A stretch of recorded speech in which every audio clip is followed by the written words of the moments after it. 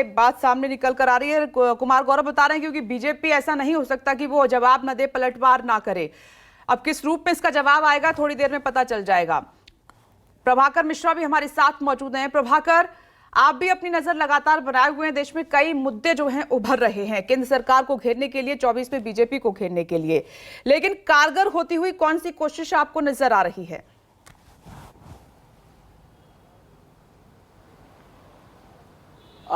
विपनेश, जब सत्ता में बैठी सरकार और पार्टी बहुत मजबूत होती है तो ऑपोजिशन को जो करना होता है ऑपोजिशन वही कर रहा है। दिक्कत यहाँ ये हो रही है कि ऑपोजिशन में जितने नेता हैं, क्षेत्रीय छत्रप हैं, उनकी अपनी अपनी महत्वाकांक्षाएं हैं और यही फायदा है बीजेपी के लिए, प्लस पॉइंट है बीजेपी के लिए, क्योंकि जैसे जैसे इनकी महत्वाकांक्षाएं, वो चाहे अरविंद केजरीवाल की महत्वाकांक्षा हो या ममता बनर्जी की हो या नीतीश कुमार की हो, ये महत्वाकांक्षाएं लोगों की ऐसी हैं कि ये कांग्रेस के साथ जाना है नहीं जाना है, और ये जो किंतु परंतु का खेल है ये बीजेपी को फायदा करेगा। बट विपनेश, जो मैं समझ पा रहा हूं कि इट्स टू अर्ली टू से, कोशिशें हो रही हैं और जब चुनाव होने को होंगे हो सकता है कि अपने नफा नुकसान का मूल्यांकन करके ये ऑपोजिशन कुछ एक ऐसी रणनीति बनाने में कामयाब हो जाए जो सरकार को, बीजेपी को घेरने में मददगार साबित हो।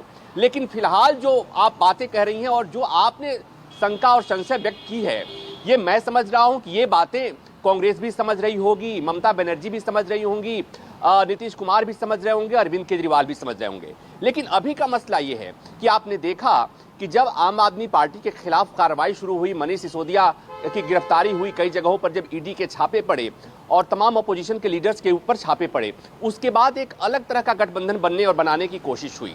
तो मुझे जो बात समझ में आ रही है कि जब करप्शन के खिलाफ कार्रवाई होगी और उसके बाद विपक्षी नेताओं में गठबंधन बनाने की कोशिश होगी, वो कामयाब इस लिहाज से नहीं होगी कि आम जनता ये सब समझ रही है और आम जनता में के बीच में एक मैसेज जाएगा कि देखो ये वो लोग हैं जिन्होंने भ्रष्टाचार किया और ये केंद्रीय एजेंसियों की जांच से बचने के लिए, सीबीआई और ईडी से बचने के लिए कहीं ना कहीं ये लोग एकजुट हो रहे हैं। तो ये काम का ये जो वो है वो काम नहीं करेगा।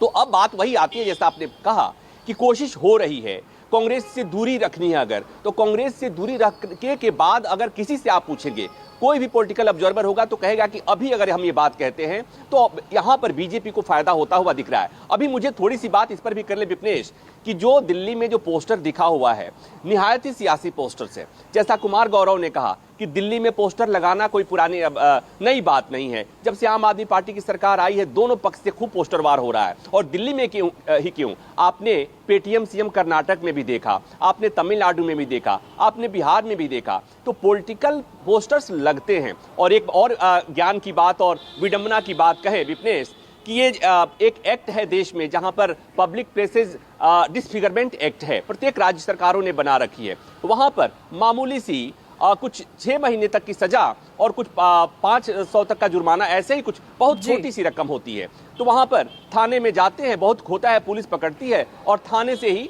जमानत मिल जाती है। लेकिन यहाँ पर वो जो पोस्टर्स लगाए जाते हैं उसका जो मैसेज होता है वो मैसेजिंग बहुत स्ट्रांग होती है विपनेश। और आपने कल एक और चीज देखा कि देश के लोकतंत्र के इतिहास में कल एक बहुत ही स्ट्रांग तस्वीर आई थी। वो देश के दुनिया के सबसे बड़े लोकतंत्र के मंदिर से, पार्लियामेंट से आपने देखा होगा कि किस तरह से प्ले कार्ड्स और किस तरह से बड़े बड़े पोस्टर्स जेपीसी की मांग को देकर के लहराए जा रहे थे। तो मतलब ये कि दोनों चीजों को ऐसे समझिए कि इस पोस्टर वार को भी और ऑपोजिशन के नेताओं के बीच में, ऑपोजिशन की पार्टियों में एक जो गठबंधन बनाने की कोशिश हो रही है। कुल मिलाकर ये कि अब हमारा देश, आप और हम, पॉलिटिकल पार्टी के लीडर्स, राजनीतिक पार्टियां सब अब चुनावी मोड में चली गई हैं। हालांकि हमारा देश लगातार चुनावी मोड में ही होता है, इसलिए कि लोकसभा के चुनाव तो 5 साल में होते हैं, राज्यों में चुनाव हर साल होते ही रहते हैं। तो ये जितनी चीजें होंगी आज कल सबके मायने निकाले जाएंगे और सबके सियासी मायने होंगे विपनेश, जो अपने अपने हक में भुनाने की कोशिश करेंगी पॉलिटिकल पार्टियां।